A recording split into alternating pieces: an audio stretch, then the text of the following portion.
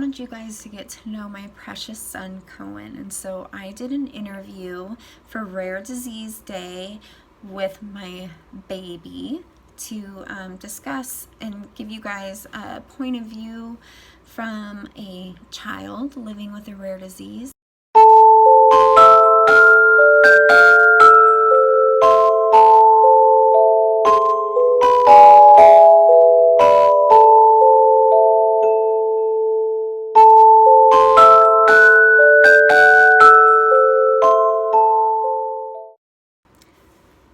So a lot of you don't know, but I'm actually not new to the whole rare disease world. My journey with rare diseases started 10.5 years ago when I had my third son, Cohen. He was diagnosed with Marfan Syndrome around 2 years old. He was born with some heart complications, and because of that, they actually were able to recognize the Marfan Syndrome at about 18 months old.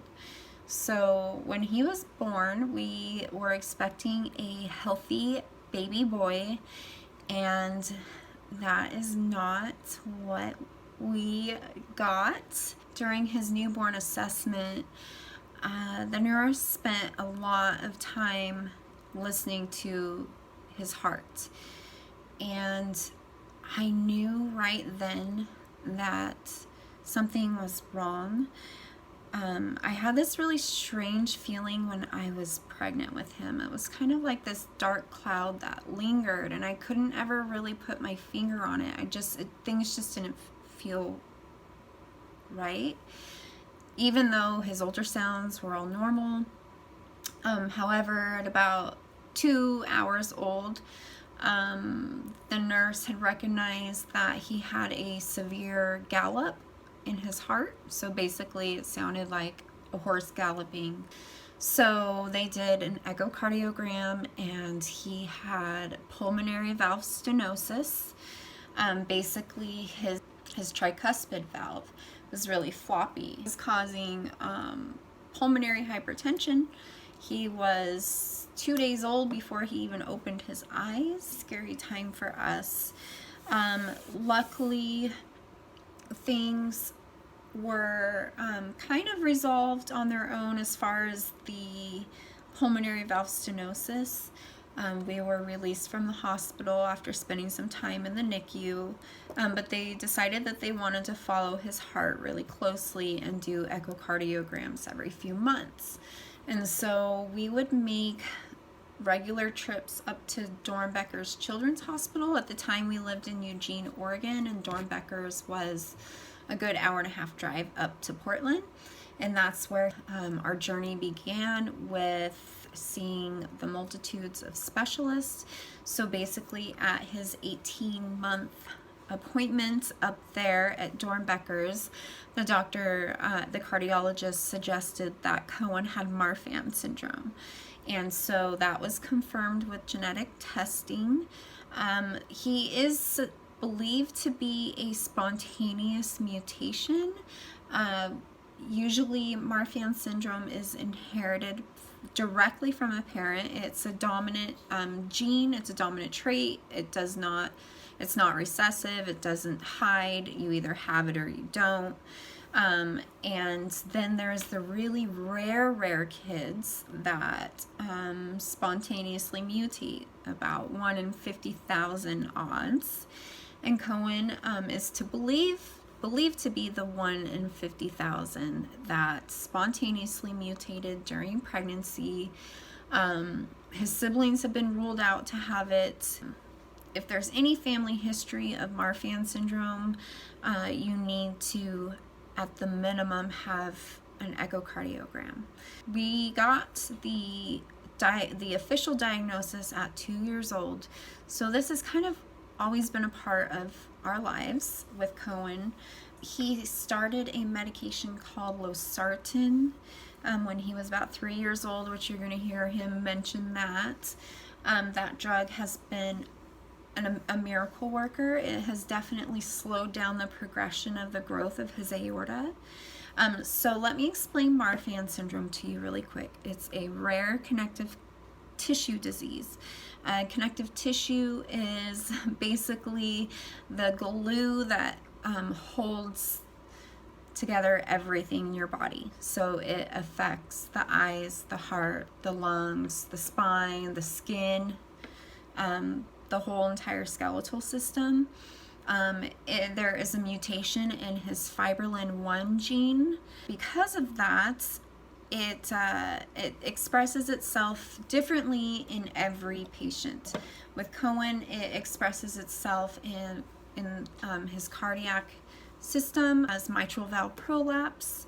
He has aortic root dilation, mitral valve regurgitation, dislocation in his eyes, pectus excavatum, which is an indentation in the chest wall. Some people have pectus carotinatum, I believe is what it's called. Sorry if I mispronounced that, but it's where it bows, the chest wall bows out. They can have scoliosis, venous pneumothorax, which is lung collapse. Those are all the things that you have to watch out for with Marfan syndrome. Those are the things that express themselves in Cohen. He kind of has all of the systems affected in his body. The biggest risk for people with Marfan syndrome is their aortic root and their aorta. And the aorta is the main vessel that supplies blood to your entire body. So that wall is made out of connective tissue, and connective tissue is weak, it's flimsy, and so as the heart pumps blood through the heart, the aortic artery kind of expands, and then the wall can get thin, and then it can get a tear in it. And if you get a tear in your aorta, you risk hemorrhaging, and so you have a small window of time to get that repaired to survive. So it's very serious, it's life-threatening. I am so thankful that we know. A lot of people don't. So he's very tall, he's very thin, and a lot of people will naturally gravitate towards basketball because of the height, a risk for people with Marfan syndrome. They're supposed to avoid contact, competitive sports, and exertion. And so there are some limitations, but we are so thankful that we know, and we can keep Cohen safe. He gets regular checkups. He has an IEP at school that is supposed to put safeguards in place for him at school for PE and just general safety. If the time ever comes, he may need to have some intervention surgically. I am always hopeful that that day will never come. So we just take everything just one day at a time. And I wanted you guys to get to know my precious son, Cohen. And so I did an interview for Rare Disease Day with my baby to discuss and give you guys a point of view from a child living with a rare disease, and I hope that it encourages you and blesses you. I am so beyond proud of this boy. He is so incredibly strong and smart, and he sheds some really great awareness on Marfan syndrome. So tell us a little bit about yourself. I am 10. I'm Cohen, and I am in the 5th grade, which I'm going to be in middle school next year. And I have 2 older siblings. One is 15 and 19. And I was born with a special heart condition called Marfan Syndrome. And that basically makes it so I'm very tall, like super tall. I'm gonna be like 7 feet when I grow up, and I have very long fingers. I love your fingers. What are your hobbies? I like to play games with my friends online. Space is one of my favorite things. I have a telescope in my room. What do you want to be when you grow up? I want to be a rocket scientist. Yeah? Or an astronomer. A necklace that I made at Camp Boggy Creek, they let us make like necklaces. And I made a rocket ship that says, I can't see. It says NASA. I know it's backwards, so that still doesn't work, but it says NASA and it says Coco. So That's Cohen's nickname. yeah. And then you got this at the Kennedy Space Station, right? Yeah, I also have a book signed by Buzz Aldrin. That is amazing. Tell them about this. This is something me and you made. It's made out of paper mache. It's made out of one of your little pee buckets from being a nurse. Right here. She put rocks inside it. Then we put paper towel rolls. And then we put a normal toilet paper roll. And then we put paper mache all around it. So you can see the rocks and stuff inside the pee jar. Inside of the pea jar. Awesome. What are your future goals? Well, I want to make a rocket ship that, I know it sounds impossible, but anything is possible when you have the right mind. Exactly. I could make a rocket ship that lowers the amount of G-force when you go up into space. And Marfan Syndrome, well, we can't really handle that many G-forces. So I want to make something that could lessen the G-force amount when going into space, so people with heart conditions like Marfan Syndrome can go to Mars or something. I love it. And if I can't become an astronomer, I want to become a veterinarian. Mm-hmm. And I could possibly help the world by helping pets like heal and making a lot of people in the world happy that, you know, their pets are healthy. Absolutely. We love our pets, don't we, Coen? Yeah. What do you not like about Marfan Syndrome? Well, you can't do any physical sports. It's very hard to run because when you run, it kind of hurts your chest. And that makes it so you can't do any sports because if someone were to tackle you in like football or wrestling, then it could hurt you when you have Marfan Syndrome, so you're very sensitive. Does this ever make you feel scared, Yeah. having Marfans? Whenever I want to run, I kind of feel scared, like what if something happens or something like that. Is there anything that helps you in those moments when you do feel scared? Frankincense helped me. I'm so glad that helped you. Is there anything that you can say to another kid that might be scared to encourage them to not be fearful?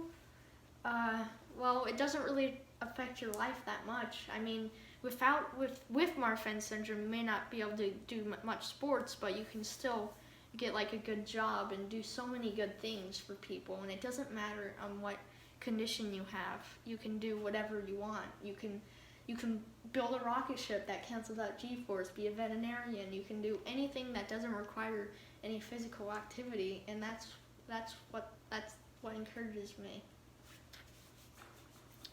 I love that answer. That's a really good answer. What do you like about having Marfan Syndrome?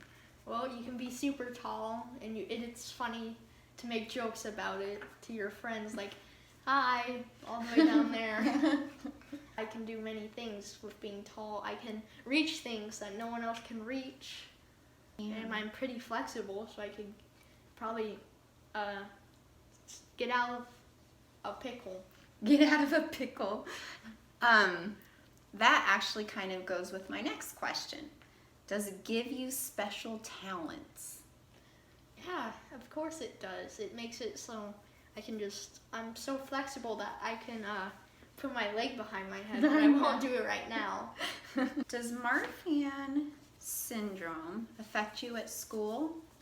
Yeah, teachers can get mad about it actually, because it's really annoying when teachers get mad at it. Why do they get mad at that? My scoliosis, I have a small amount of, or I have to go like this all the time to feel comfortable.